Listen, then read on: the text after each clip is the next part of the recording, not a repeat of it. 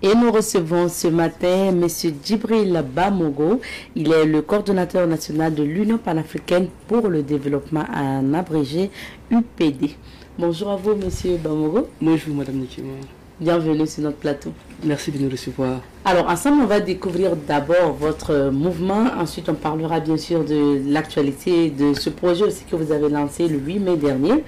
Alors, l'UPD, c'est l'Union panafricaine pour le développement. Alors, dites-nous, qu'est-ce qui a prévalu à la création de cette structure?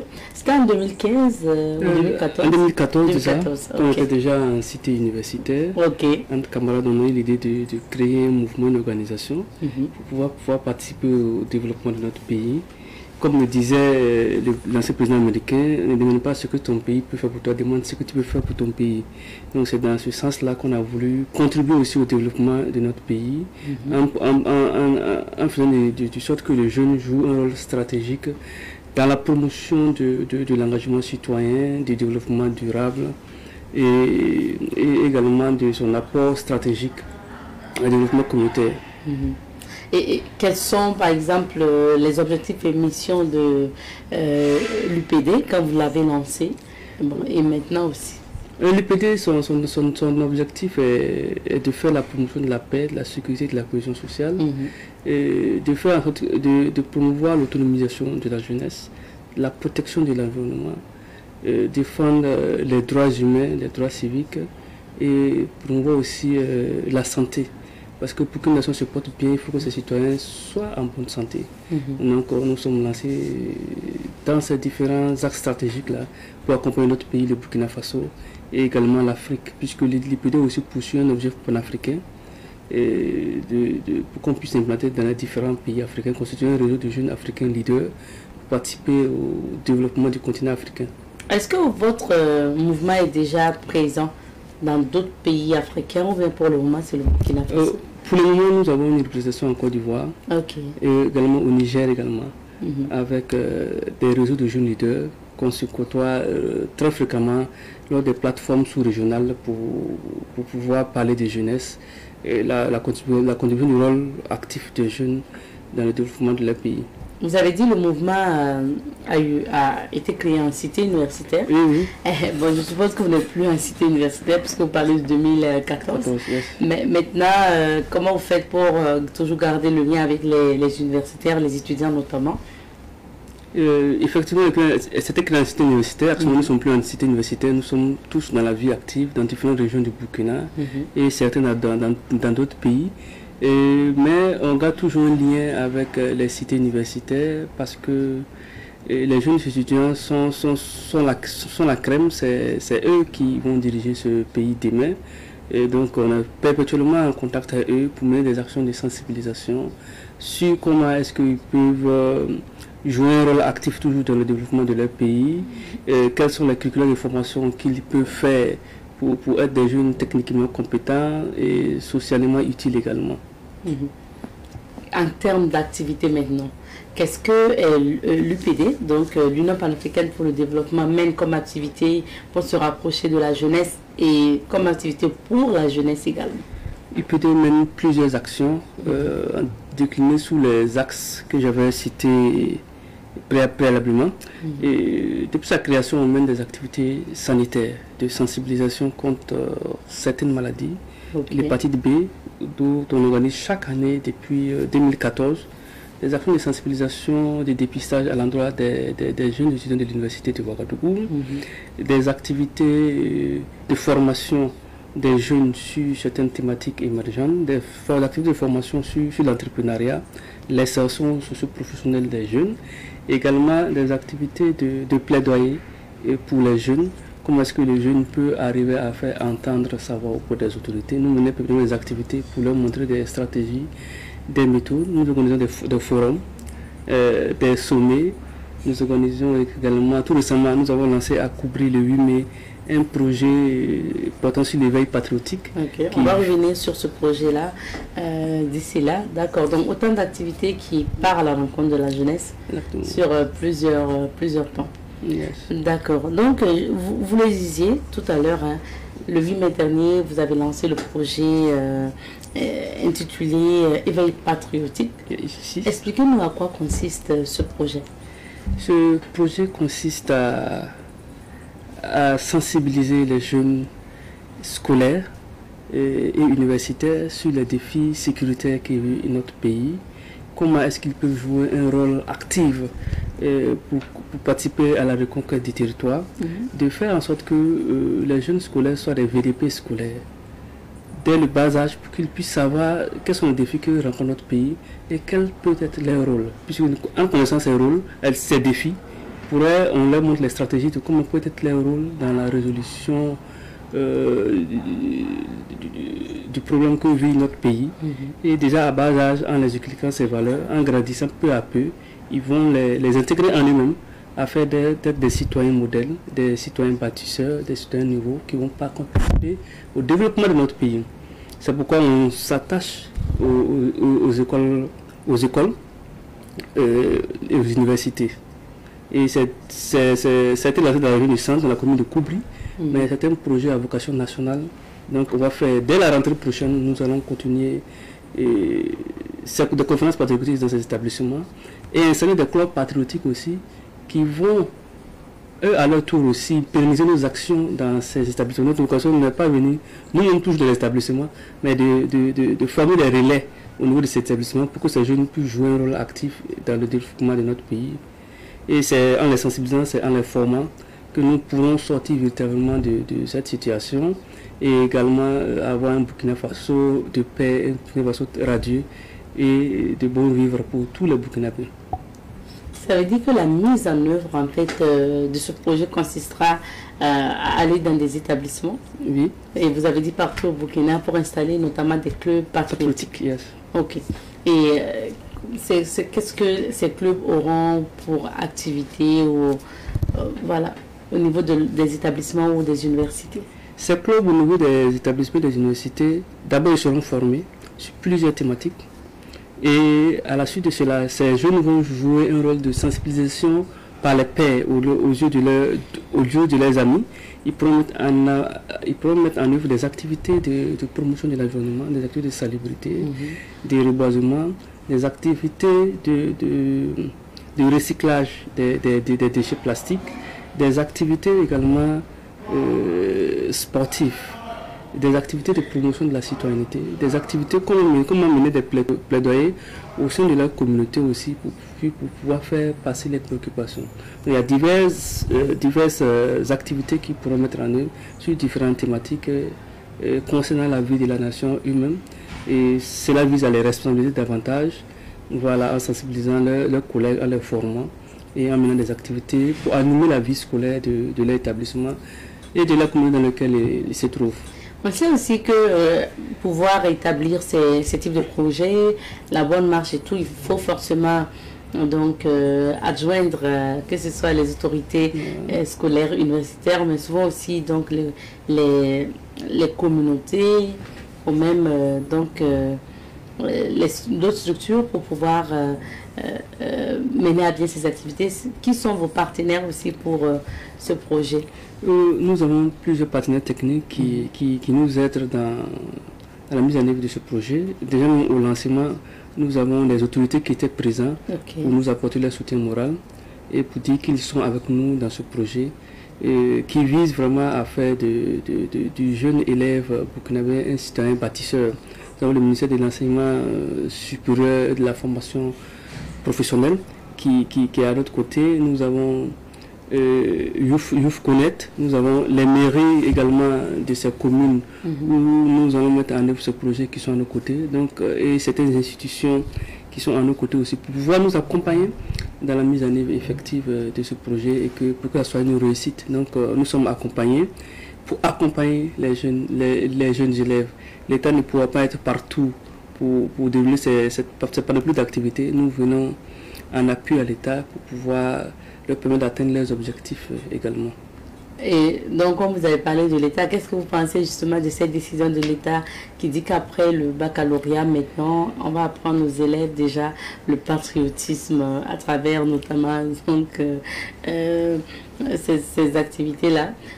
Qu'est-ce que vous pensez de cette décision? On pense que c'est une très bonne décision que l'État a prise. De faire participer les jeunes, les nouveaux bacheliers pour leur permettre de faire une immersion patriotique. Cela va en droite ligne aussi avec les objectifs de notre projet, qui est de rendre le jeune un jeune patriote qui aime son pays et qui n'est pas complexé, qui défend les valeurs de solidarité, les valeurs de paix, les valeurs d'unité pour un Burkina Faso radieux. Et même déjà lors du lancement à Koubé, il y a certains élèves qui ont abordé la question comment est-ce que ça va se passer des jeunes filles. Et nous avions un représentant de la 3e région militaire qui a communiqué là-dessus, qui les a dit que vraiment c'est une action qui vise à les rendre plus responsables, à connaître les valeurs de la République et leur donner les outils de comment ils peuvent défendre vraiment leur nation. Et comment est-ce qu'au cours de leur vie universitaire, ils pourront être des étudiants modèles qui ne seront pas des étudiants qui sont manipulables, mais qui sont des étudiants conscients et capables de mettre en œuvre des initiatives et d'accompagner sans embâche vraiment la marche radieuse qu'a pris nos premières autorités pour la reconquête définitive de notre territoire, qui passe par la décolonisation aussi des mentalités. Donc essayer d'inculquer des valeurs de nouveau aux jeunes étudiants, aux jeunes élèves, pour qu'ils ne soient pas un obstacle au développement de leur pays, pour qu'ils soient plutôt des solutions et non des problèmes. Alors, M. Bamogo, pour ce qui concerne votre projet Éveil patriotique, la mise en œuvre va débuter quand? La mise en œuvre a déjà débuté. On a déjà commencé le 8 mai en faisant la première conférence patriotique et en installant les premiers clubs patriotiques au niveau du lycée Nabazana de Koubri, le lycée départemental de Koubri, aux côtés des premières autorités communales et des institutions de la République qui étaient présentes. Et ça va continuer sur le temps du territoire à partir de la rentrée prochaine, puisque nous sommes déjà en vacances. Donc dès la reprise, nous allons continuer ces conférences dans les établissements pour accompagner nos jeunes étudiants, leur partager la vision de la révolution populaire progressiste qui est notre nouvelle boussole et sur laquelle nous devons tous marcher. Et pour que ça soit une réussite, il faut que les enfants, les jeunes élèves puissent se l'approprier sainement et savoir comment est-ce qu'ils peuvent jouer un rôle actif. Et quels sont les résultats que vous attendez de ces clubs, de ces conférences patriotiques que vous comptez organiser? Les résultats qu'on attend, c'est d'abord d'éveiller la conscience de ces jeunes. Une fois la conscience éveillée, leurs compétences patriotiques ou leurs conscience patriotique renforcée, c'est pour qu'ils puissent, comme je le disais, à travers les clubs patriotiques, mettre en œuvre des actions pour accompagner les communautés vers un développement harmonieux où ils pourraient jouer un rôle stratégique. Voilà, un rôle stratégique en étant des figures de proue sur lesquelles pourront se conduire les parents, les communautés, les établissements. Parce qu'au sein de certains établissements, on peut arriver à voir qu'il y a certains petits problèmes au sein de l'établissement, mais les élèves, au lieu d'attendre que les responsables de l'établissement ou les établissements communaux viennent régler ce souci, et même ils peuvent s'engager et vraiment à nettoyer les établissements, à nettoyer les toilettes, à faire des travaux de réparation, des travaux d'intérêt général au sein de ces établissements, en attendant que les responsables leur viennent en appui pour que les étudiants qui puissent agir spontanément sans qu'ils puissent attendre l'aide de quelqu'un. Donc c'est susciter le patriotisme, l'engagement citoyen. Exactement, c'est bien ça. Auprès de ces jeunes. Quand vous êtes dans le milieu des élèves, le milieu des étudiants, parce que vous-même vous avez été étudiant en cité, c'est vrai que c'est bien l'engagement patriotique, servir son pays, mais c'est surtout bien aussi de travailler, de trouver un boulot. Et on sait que c'est vraiment aussi la difficulté de la plupart des étudiants aujourd'hui, finir à l'université, mais surtout trouver un boulot. C'est ça le véritable problème. Quelle est votre lecture des choses? Est-ce que vous êtes de ceux qui pensent que quand vous sortez, il faut aller plutôt à l'entrepreneuriat ou même avant de sortir, il faut commencer? Quel est votre avis? Mon avis, c'est que même au cours de nos formations, de nos sensibilisations qui visent au l'autonomisation, Donc on les forme, on leur donne des outils de comment ils peuvent se développer eux-mêmes. Et quand ils sortent de l'université, en attendant d'avoir un boulot stable ou un concours, c'est peut-être d'essayer de faire des petites choses qui peuvent leur donner des petits revenus et pour pouvoir assurer les différentes charges avant d'avoir un boulot. Donc l'entrepreneur peut être un tremplin, mais tout le monde n'est pas fait pour l'entrepreneur aussi. Voilà, donc nos activités visent à renforcer les aptitudes en entrepreneuriat, pour ceux qui ont le goût de l'entrepreneuriat, et également à donner des formations assez techniques et spécialisées aussi à ceux aussi qui veulent s'aventurer aussi dans des travaux et être des employés, travailler dans des organismes et des institutions.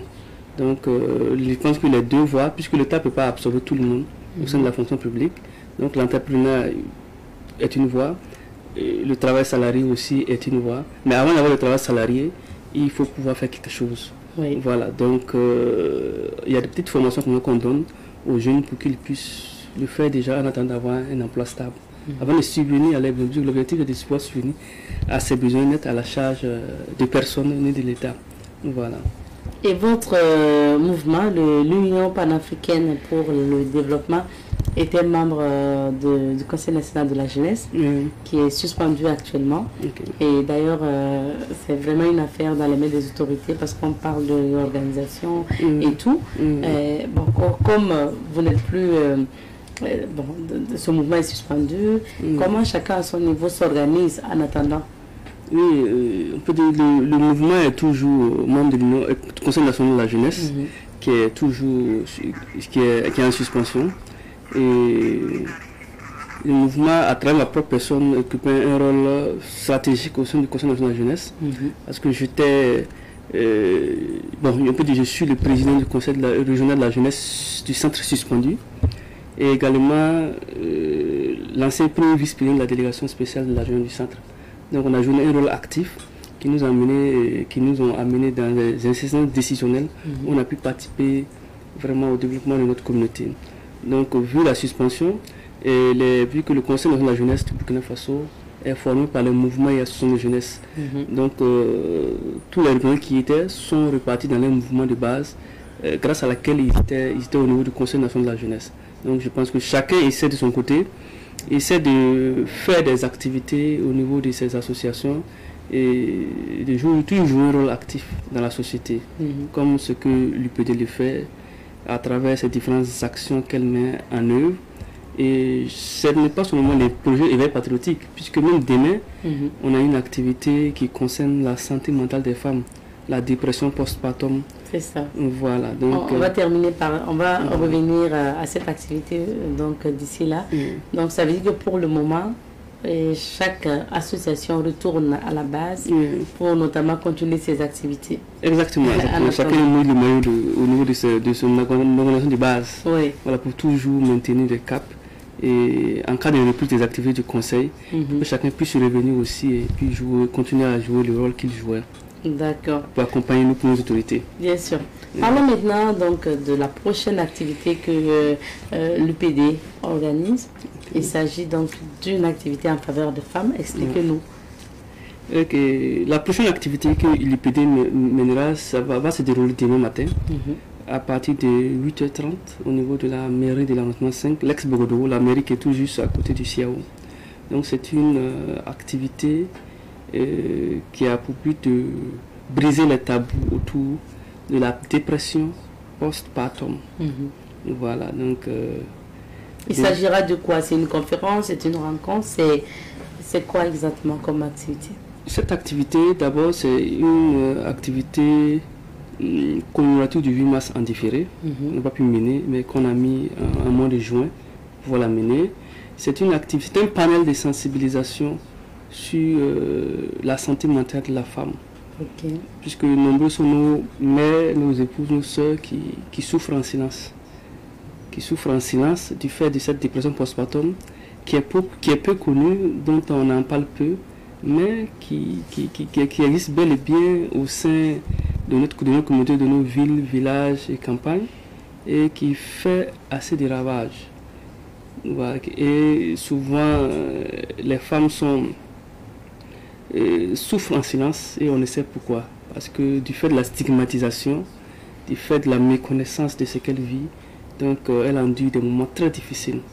C'est pourquoi nous avons voulu organiser cette activité pour sensibiliser les femmes sur les causes, les conséquences de cette maladie, comment la diagnostiquer, comment la prévenir et quels sont les mécanismes de suivi pour pouvoir lutter contre cette dépression.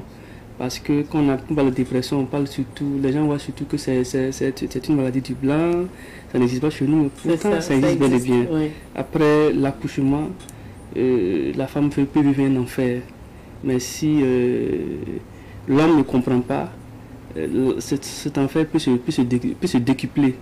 Voilà. Mais si elle est soutenue, elle est comprise, elle est accompagnée, je pense que cette maladie, au bout d'un moment, disparaît. Parce que la femme elle a besoin d'attention. C'est nous mères, la femme est la mère de l'humanité. Si elle se porte bien, l'humanité se portera bien. Qui seront les panélistes pour demain? Je sais que vous avez eu l'initiative, mais forcément vous allez vous approcher de spécialistes de la santé. Exactement. Pour le panel. Exactement. Effectivement, il y a divers spécialistes qui nous accompagnent pour pouvoir sensibiliser les femmes, les former sur ce fléau. Et nous avons le professeur Charlemagne Ouedraogo, gynécologue obstétricien, qui va nous accompagner sur ce panel-là. Nous avons docteur, monsieur le psychologue, on ne dit pas docteur, on a monsieur Yahya Diallo, qui est un psychologue clinicien, qui sera là pour nous appuyer. Nous avons madame Françoise Piouparé, qui est une doyenne de la société civile de Burkina, qui est engagée pour la cause des femmes, qui milite dans diverses organisations dont le WANEP, le Conseil national des OSI de Burkina, qui défend les droits fonciers des femmes, fait beaucoup pour la femme, et madame Sylvie Zongo, qui sera là aussi pour faire une petite formation sur l'autonomisation financière des femmes. D'accord. Donc c'est un programme alléchant, donc en plus de ces conseils-là. Oui, un programme très alléchant. On va apprendre aux femmes à avoir de l'argent. De l'argent également, d'être autonome, parce que depuis ce projet aussi s'inscrit dans un esprit révolutionnaire aussi, parce que cette révolution qui a osé, dès l'année 1980, mettre la femme au cœur du développement, et c'est ce qu'on a déclaré que aucune lutte n'est possible sans la libération pleine et entière de la femme. Voilà, donc ça veut dire que la femme doit jouer un rôle stratégique, et l'émancipation n'est pas qu'un mot, ça doit être un acte quotidien, un engagement profond. Voilà, la société n'est pas avancée en laissant ses mères s'effondrer en silence. Donc on va mettre des mots sur des mots. Oui. Voilà, faire entendre ce que ce qui ne s'entend pas. D'accord, voilà. Merci bien. Et vous avez dit l'activité aura lieu demain, c'est à quelle heure? L'activité aura lieu demain à 8h30. 8h30. Voilà, au centre des jeunes qui se trouve à l'intérieur de la mairie de l'arrondissement 5, la mairie de Bogodogo, à côté de Siao. D'accord. Okay. Merci. Quel est votre message à l'endroit des femmes, des jeunes par rapport à cette activité que vous organisez au profit des femmes, mais bon, de tout le monde, hein, parce que si vous venez à l'information, vous pouvez mieux soutenir votre mère, votre épouse, votre soeur qui, après un accouchement, vit des difficultés. Et bon, souvent on se demande, tu as juste accouché, tu n'es pas malade, alors que oui, on peut souffrir d'une maladie mentale. Ouais. Et le message que j'ai à lancer, c'est d'appeler les femmes, surtout les hommes, et les jeunes filles, les jeunes garçons, à venir prendre part activement à cette activité. Parce que il faut que les gens savent ce que la femme vit après l'accouchement pour pouvoir bien l'accompagner. S'ils ne le savent pas, ça sera compliqué pour eux. Et s'ils se comprennent, je pense que le couple vivra en harmonie, le couple vivra en paix.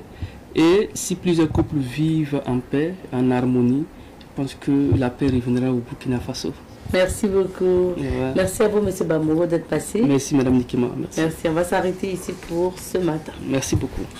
Alors, restez avec nous. Je rappelle que M. Djibril Bamogo est le coordonnateur national de l'Union panafricaine pour le développement qui organise d'ailleurs un panel demain au niveau donc de la mairie de Bordeaux, anciennement, donc pas loin du CIAO, pour notamment parler de dépression postpartum de ces femmes-là après l'accouchement, bien sûr. Alors, on va s'arrêter ici pour l'entretien d'aujourd'hui. On marque une petite pause, juste après on parlera sécurité routière et on parlera aussi plus tard des rendez-vous du week-end.